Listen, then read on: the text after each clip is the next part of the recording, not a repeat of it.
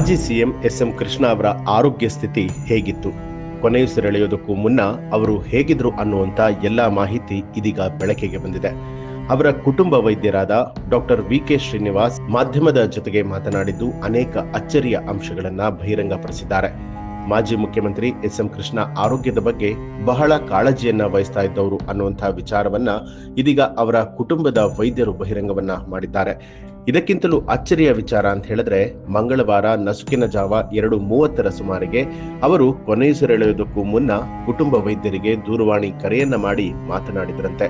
ಈ ಬಗ್ಗೆ ಅವರ ಕುಟುಂಬದ ವೈದ್ಯರಾಗಿ ಕಳೆದ 30 ವರ್ಷಗಳಿಂದ ಸೇವೆಯನ್ನ ಸಲ್ಲಿಸ್ತಾ ಇರುವಂತಹ ಡಾಕ್ಟರ್ ವಿ.ಕೆ. ಶ್ರೀನಿವಾಸ್ ಮಾಹಿತಿ ಕೊಟ್ಟಿದ್ದಾರೆ.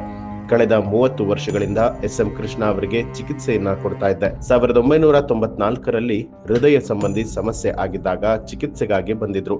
ಆಗ ಸೂಕ್ತ ಚಿಕಿತ್ಸೆಯನ್ನ ಕೊಟ್ಟಿದ್ರಿಂದಾಗಿ ಕೃಷ್ಣ ಅವರು ಗುಣಮುಖರಾಗಿದ್ರು. ಬಳಿಕ 5 ವರ್ಷಗಳ ಕಾಲ ನಿತ್ಯವೂ ಕೂಡ ಭೇಟಿ ಮಾಡಿ ತಪಾಸಣೆಯನ್ನ ನಡೆಸ್ತಾ ಇದ್ದೆ. ಕಳೆದ 30 ವರ್ಷಗಳಿಂದ ಪ್ರತಿ ಭಾನುವಾರ ಭೇಟಿಯನ್ನ ಕೊಡ್ತಾ ಇದ್ದೆ ಅಂತ ಹೇಳಿ ವೈದ್ಯರಾದ ಡಾಕ್ಟರ್ ವಿ.ಕೆ. ಶ್ರೀನಿವಾಸ್ ಅವರು ಹೇಳಿದ್ರು. ಇನ್ನು ಎಸ್.ಎಂ. ಕೃಷ್ಣ ಕೇಂದ್ರ ಸಚಿವರಾಗಿದ್ದಾಗ ಹಾಗೂ ಮಹಾರಾಷ್ಟ್ರ ಗವರ್ನರ್ ಆಗಿದ್ದಾಗಲೂ ಕೂಡ ಅವರನ್ನ ಪ್ರತಿ ವಾರ ಭೇಟಿ ಮಾಡ್ತಾ ಇದ್ದೆ.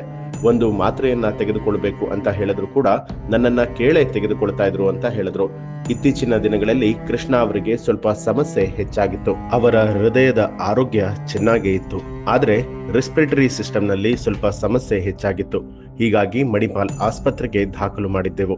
1.5 ತಿಂಗಳು ವೈದೇಹಿ ಆಸ್ಪತ್ರೆಯಲ್ಲಿ ಚಿಕಿತ್ಸೆಯನ್ನ ಕೂಡ ಕೊಡಲಾಗಿತ್ತು. ಕೊನೆಯುಸಿರೆಳೆಯೋದಕ್ಕೂ ಮುನ್ನ ಅವರು ನನಗೆ ಕರೆ ಮಾಡಿದ್ರು ಅಂತ ಹೇಳಿ ನೆನಪು ಮಾಡಿಕೊಂಡಿದ್ದಾರೆ. ಜ್ವರ ಕಡಿಮೆ ಮಾಡೋದಕ್ಕೆ ಎಸ್.ಎಂ. ಕೃಷ್ಣ ಅವರಿಗೆ ಔಷಧವನ್ನ ಕೊಟ್ಟಿದ್ದೆ, ಆದ್ರೆ ಅವರ ದೇಹ ಅದಕ್ಕೆ ಸ್ಪಂದಿಸಲಿಲ್ಲ.